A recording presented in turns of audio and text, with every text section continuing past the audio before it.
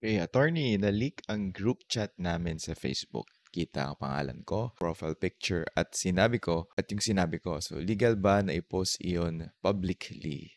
Okay, ang sagot po dyan is hindi, no? Because pwede yan pumasok bilang violation ng Data Privacy Act of 2012.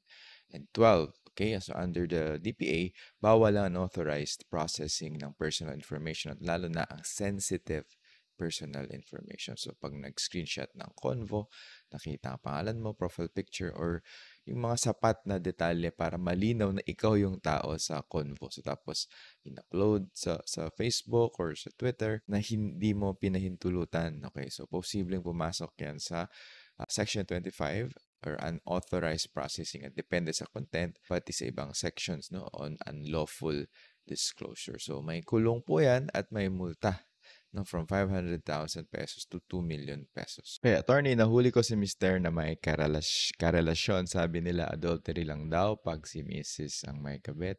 Totoo ba yan? Ano kaso kay Mister? Tama yan, no? Under the revised penal code, magkaiba ang adultery at concubinage. Okay? So, pag sa adultery, ang accused dito ay ang asawa na babae at ang lalaking karelasyon niya. Okay? Hindi pwedeng kasuhan ng adultery ang mister. Okay?